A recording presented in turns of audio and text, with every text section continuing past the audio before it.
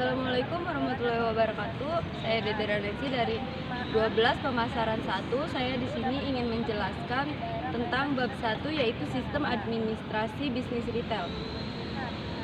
Yang pertama adalah mengenal sistem administrasi bisnis retail.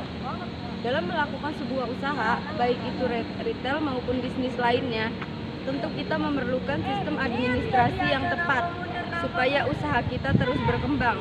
Lalu apa yang dimaksud dengan sistem administrasi dalam bisnis retail? Dalam arti sempit, administrasi dapat diartikan sebagai kegiatan menyusun dan pencatatan data serta informasi secara sistematis yang memiliki tujuan menyediakan keterangan. Adapun dalam arti luas, administrasi diartikan sebagai kegiatan kerjasama yang dilakukan oleh kelompok berdasarkan pembagian tugas kerja dengan mendayagunakan seluruh sumber daya yang dimiliki untuk mencapai tujuan bersama. Lalu apa yang berhubungan dengan sistem administrasi? Yang pertama adalah unsur-unsur administrasi. Unsur-unsur administrasi yaitu adalah ada unsur kepegawaian, unsur keuangan, unsur perbekalan, unsur pengorganisasian, unsur tata usaha, unsur perwakilan, unsur manajemen, unsur tata usaha. Yang kedua adalah manfaat administrasi dalam bisnis retail. Manfaatnya adalah perusahaan dapat dengan mudah menghubungi pihak-pihak lain maupun berbagai media komunikasi, baik itu rekaman, konsumen, instansi, pemerintah maupun supplier. Pemilik perusahaan akan dapat dengan mudah mengikuti perkembangan perusahaannya melalui laporan hasil pencatatan dan juga memudahkan pelayanan purna jual kepada konsumen karena bukti transaksi konsumen dapat menunjukkan bukti-bukti kesepakatan penjualan.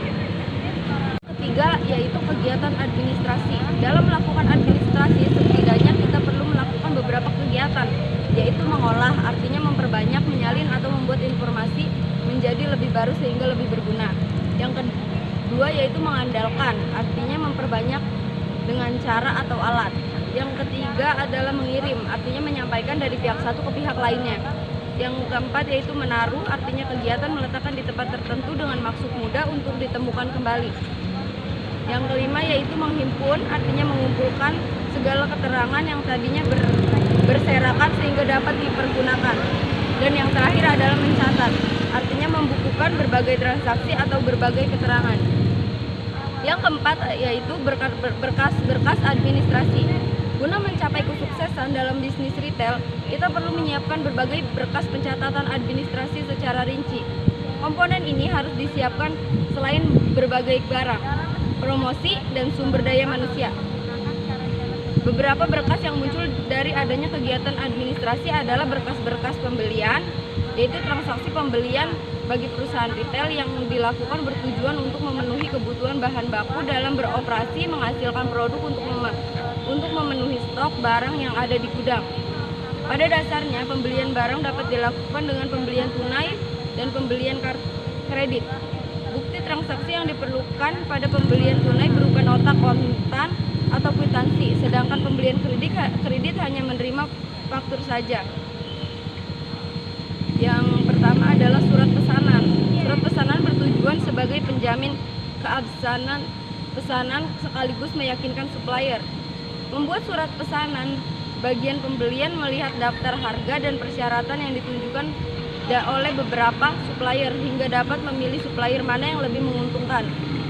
Bagi perusahaan atau toko retail, beberapa hal yang harus dicantumkan secara jelas dalam surat pesanan adalah kepala surat yang berisi nama, alamat, dan nomor telepon perusahaan, nama perusahaan atau nama supplier yang bersangkutan, jenis dan merek barang yang dipesan, harga barang yang dipesan, kesanggupan melakukan pembayaran, tanggal pesanan, dan otoritas dari kepala bagian pembelian dan direktur perusahaan atau pemilik. Yang kedua adalah kartu persediaan. Barang yang telah masuk atau berada di gudang akan dicatat pada kartu persediaan secara manual maupun dengan komputerisasi. Hal penting yang harus diperhatikan dalam kartu persediaan identik dengan nama barang, kode barang, jumlah masuk, dan jumlah keluar. Yang ketiga adalah permintaan dari gudang. Bentuk formulir untuk permintaan dari gudang akan berhubungan dengan jenis barang dan spesifikasinya. Banyaknya barang yang diminta, otorisasi atau pengesahan dari kepala bagian gudang serta tanggal permintaan. Selanjutnya adalah berkas-berkas penjualan. Dalam bisnis retail, kita juga perlu menyiapkan berbagai berkas transaksi penjualan. Transaksi penjualan dimulai dari persenan pelanggan saat diterimanya surat pesanan. Kegiatan ini dapat dilakukan secara kredit maupun tunai. Yang kelima adalah standar operasional prosedur. Bukti transaksi, setiap jenis transaksi akan mempunyai SOP masing-masing yang dapat digambarkan sebagai SOP penjualan tunai. Media penjualan yang paling aman adalah dengan pembayaran tunai. Pembayaran dengan tunai adalah penjualan yang terbatas dan resiko kerugian akibat tidak terbayarnya barang yang telah diambil. Standar operasional prosedur untuk menangani administrasi penjualan adalah sebelum dijual barang, pesanan diperiksa terlebih dahulu supaya tidak terjadi kecacatan pada barang tersebut. Selanjutnya melakukan pencocokan invoice asli dan rangkap.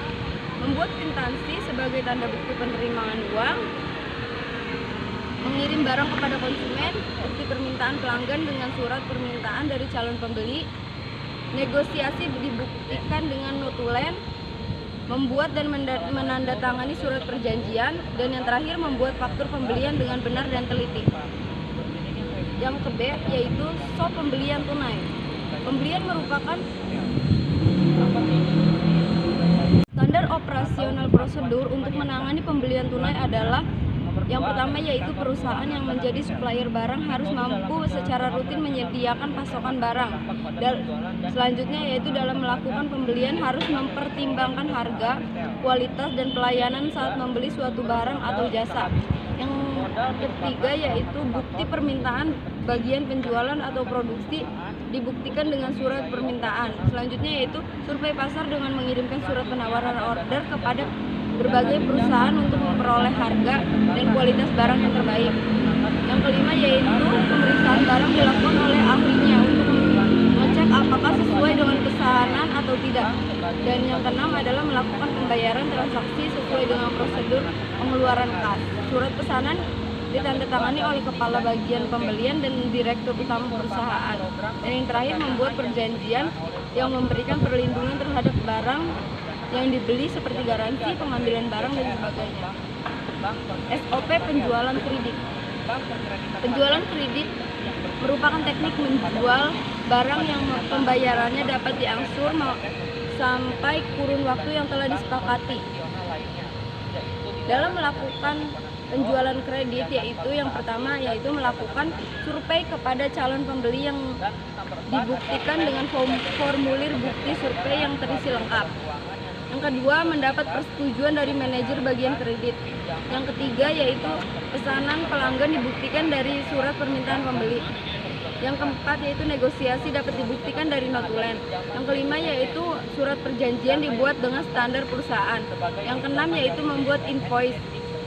Yang ketujuh yaitu mengirim barang yang dijual dengan cepat kepada konsumen sebagai pelayanan yang sempurna. Yang kedelapan yaitu aplikasi kredit dibuat oleh calon pembeli. Yang kesembilan yaitu memeriksa formulir aplikasi kredit apakah sesuai dengan bukti-bukti yang diperlukan. Dan yang terakhir, apabila iya, dilakukan proses penjualan. Namun apabila tidak, dikembalikan kepada calon pelanggan. SOP administrasi uang kas. Untuk menangani administrasi uang kas adalah yang pertama yaitu mencocokkan antara bukti pembelian yang dibawa supplier dengan rangkapnya. Apabila cocok, ambil bukti pengeluaran uang, kemudian supplier menandatangani bukti pengeluaran bank dan kwitansi. Yang kedua yaitu pengeluaran uang dimulai dari transaksi, pembelian tunai, pembayaran utang, dan pembayaran lainnya. Dan yang terakhir yaitu menerima bukti transaksi yang telah ditandatangani oleh supplier dan memberikan cek atau uang tunai. Yang selanjutnya yaitu SOP penerimaan kas. SOP untuk menangani penerimaan kas adalah yang pertama melakukan pemeriksaan transaksi. Transaksi dihitung dengan benar supaya tidak terjadi kekeliruan di kemudian hari. Selanjutnya melakukan pemeriksaan uang yang diterima, menerima uang tunai yang dimulai dari transaksi yang menyebabkan kas, dan yang terakhir membuat kwitansi sebagai bukti transaksi. Kita ke bagian B, yaitu administrasi keuangan dalam bisnis retail. Dalam melakukan bisnis retail, tentu kita mencari banyak ketentuan. Guna mendapatkannya dibutuhkan sistem administrasi keuangan yang tepat, yaitu dengan cara yang pertama, laporan keuangan sebagai wujud kinerja usaha retail. Bagian-bagian dari laporan keuangan sebagai wujud kinerja usaha retail antara lain yang pertama, neraca. Dalam neraca tercantum jumlah kekayaan, jumlah uang, dan modal sendiri bagi suatu usaha retail. Yang kedua yaitu laporan laba rugi. Usaha retail dikatakan laba jika mendapat pendapatan lebih besar dibanding beban, sedangkan usaha retail dikatakan rugi apabila pendapatan lebih kecil daripada beban.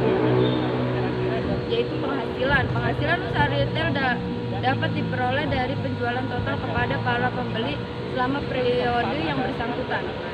Yang kedua yaitu biaya.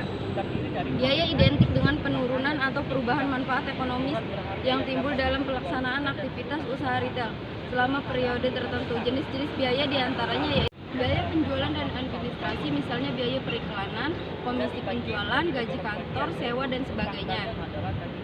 Yang kedua yaitu pengeluaran lain. Selain biaya-biaya tertentu, masih terdapat pengeluaran lain yang akan mengurangi laba usaha, yaitu rugi penjualan aktiva tetap dan pajak penghasilan. Dan yang terakhir laba bersih.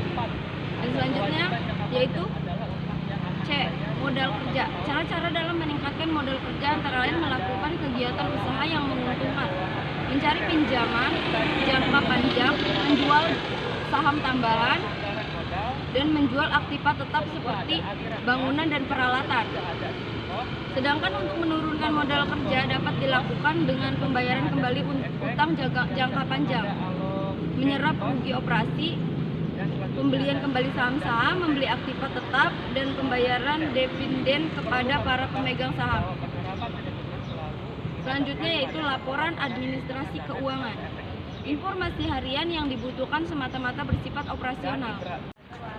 Fakta dan angka untuk memenuhi kebutuhan usaha retail meliputi posisi kas harian, ringkasan-ringkasan penjualan, pembayaran kontan, uang diterima dari tagihan utang, saldo kas dalam bank, dan saldo akhir kas. Yang pertama yaitu laporan harian atau mingguan. Bentuk formulir ringkasan arus kas harian atau mingguan pada usaha retail bisa dilakukan setiap hari atau setiap akhir minggu. Yang B yaitu laporan bulanan. Laporan bulanan hendaknya diperoleh bersamaan dengan dari badan penasihat serta kelompok yang ikut serta dalam pengambilan keputusan dan pengembang strategi. Laporan usaha yang harus dibuat setiap bulannya sebagai laporan laba rugi yang terperinci, analisis penjualan dan inventarisasi produk sertaan atau kelompok jasa, analisis dari arus kas, debitur, krediator, dan ikatan keuangan, analisis rasional integral yang menunjukkan tingkat efisiensi dan menyorot kecenderungan dengan perbandingan antara rencana dan realisasi sebenarnya. Yang selanjutnya itu laporan triwula, yaitu suatu laporan terperinci tentang posisi keuangan, analisis kecenderungan secara lebih terperinci, informasi tentang bisnis sekarang atau kemungkinan pengusaha retail meninjau kembali kegiatan dan memproyeksasikan rencana masa depan. Dan yang selanjutnya itu laporan tahunan. Jenis-jenis laporan tahunan diantaranya neraca, laba atau rugi, dan keterangan arus kas yang bersama-sama dengan laporan triwulan sebagai dasar bagi perencanaan strategis. Itu yang dapat saya sampaikan tentang bab 1, yaitu sistem administrasi bisnis retail. Sekiranya sampai situ saja, kurang lebihnya mohon maaf. Wabillahi taufiq wal hidayah. Wassalamualaikum warahmatullahi wabarakatuh.